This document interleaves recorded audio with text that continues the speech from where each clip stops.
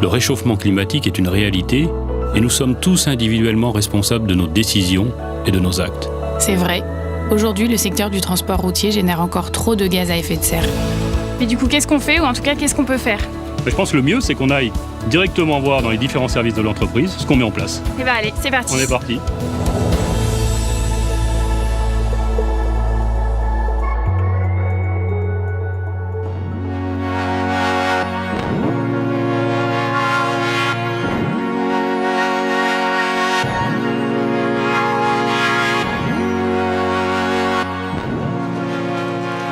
Alors comme 95% de nos émissions de CO2 sont liées en fait à l'utilisation des camions sur la route par nos clients, c'est très important qu'on fasse les bons choix énergétiques pour pouvoir décarboner le plus efficacement possible et au meilleur coût. Et en fait, le meilleur expert pour nous parler de ça chez Renault Trucks, c'est Marc Lejeune. Et en fait, il nous attend là-haut sur les toits. La mobilité électrique, dans les pays qui ont une électricité décarbonée, c'est plus de 80% de CO2 économisé par rapport au diesel si on considère toute la durée de vie du camion, depuis l'extraction des minerais nécessaires à sa fabrication jusqu'à son recyclage. Bonjour Pauline. Bonjour Marc. Bonjour Bruno. Bonjour Marc. Alors je vous ai proposé de venir ici sur le toit de ce centre logistique parce qu'il a été équipé il y a 2 ans de panneaux solaires que vous voyez, il y a 8 hectares. Je pense que ça illustre très bien la formidable transformation qu'on est en train de vivre en Europe où dans les 25 prochaines années, le mix électrique va être complètement décarboné. Parce que c'est vrai qu'il y avait plusieurs énergies possibles. Qu'est-ce qui a motivé le choix de l'électrique en particulier ? Alors oui, il y avait d'autres options, il y a les bioénergies et l'hydrogène.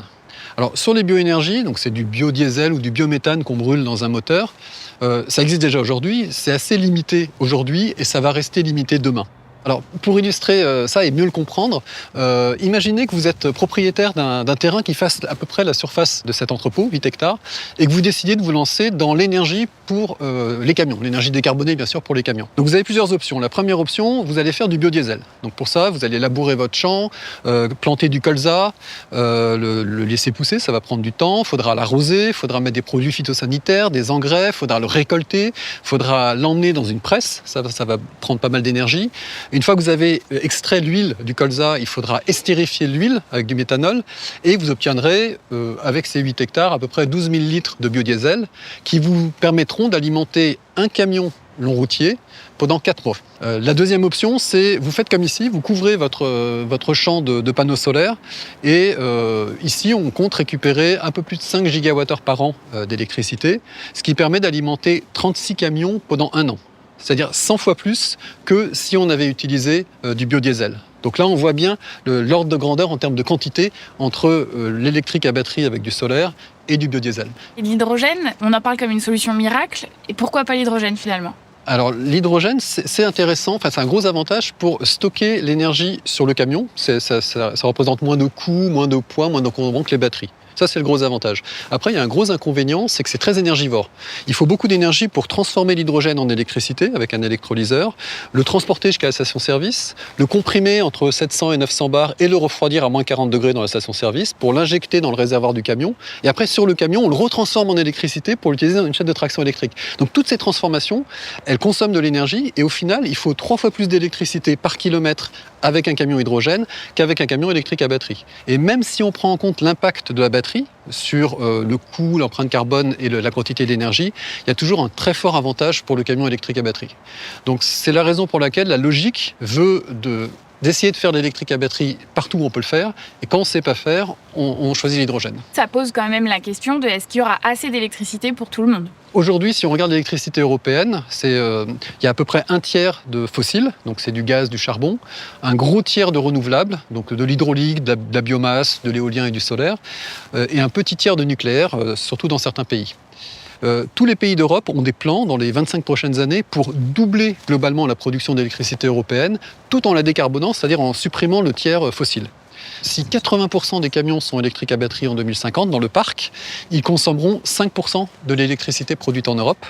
Ils consommeront aux 3/4 la nuit en charge lente et 1/4 le jour en charge rapide avec les méga chargeurs. Donc on voit que l'insertion des camions électriques dans le futur électrique européen est tout à fait réalisable. Et du coup, c'est vrai que pour fabriquer des batteries, on parle beaucoup des terres rares, mais qu'est-ce qu'il en est ? Dans les batteries, il n'y a pas de terres rares. Dans les batteries, ce qu'il y a, c'est des minéraux. Alors on peut dire, ils ne sont pas rares, on va dire des minéraux clés. Il y a bien sûr du lithium. On peut aussi, dans certains cas, remplacer le lithium par du sodium, faire des batteries au sodium. Il y a une infinité de possibles en fait sur les minéraux dans les batteries. Et après, à la cathode, on a un métal de transition qui peut être très variable. Donc nous, actuellement, on a du nickel, manganèse, cobalt ou du nickel, cobalt, aluminium. La plupart des rapports qu'on a vus indique qu'il y a assez de minéraux sur Terre pour faire décoller la mobilité électrique voitures et camions dans les 30 prochaines années, ainsi que l'électrification du reste de la société. Et puis, on est en train de mettre en place des filières de recyclage qui vont nous permettre de réutiliser ces minéraux et de les réinjecter dans les phases de fabrication des batteries. D'une certaine façon, on est en train de constituer en ce moment en Europe, dans les 20 prochaines années, le stock de minéraux qui va nous être utile pour l'avenir, pour les voitures et pour les camions. Et après 2050, on fonctionnera de plus en plus en boucle fermée, c'est-à-dire que le recyclage des batteries permettra de fabriquer une très grande partie des nouvelles batteries. Donc il n'y aura pas de problème de quantité, mais se pose quand même la question de l'extraction et justement de se constituer ce stock de manière éthique. Et là, on se fait assister par des organismes indépendants qui nous aident à sourcer les matériaux, les fournisseurs, pour être sûr que les extractions sont faites dans de bonnes conditions. Merci beaucoup Marc, c'était très clair. Merci à vous d'avoir pris la peine de monter jusqu'ici et bonne suite. Au revoir. Marc, merci.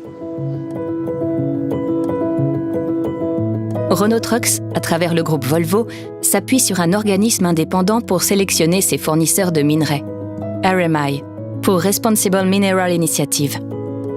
Basé aux États-Unis, l'organisme international indépendant accompagne les industriels comme Renault Trucks dans la sélection de fournisseurs de minerais essentiels. The role of the RMI is to help companies conduct risk assessments and to identify those risks and respond to risks and really ultimately to avoid human rights impacts and environmental impacts in their supply chains. The RMI has a number of really concrete tools to help companies with responsible sourcing of minerals.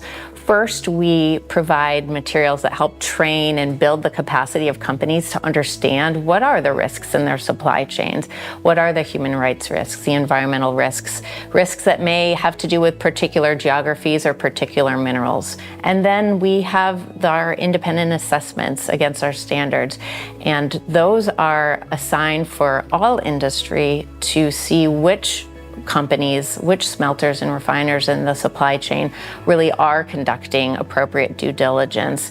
And we publish that, so that's available for companies to consider when they're choosing who are the suppliers in their supply chain. Une démarche qui aide les entreprises à choisir des fournisseurs de matières premières responsables. Une transparence qui les expose publiquement. Les noms des entreprises qui adhèrent à l'organisme sont en libre accès sur le site internet du RMI. Le grand public, en fait, ne sait pas qu'on fabrique aujourd'hui déjà des camions électriques. En fait, c'est là que tout a commencé. En 2020, c'est là que Renault Trucks a produit ses premiers camions électriques.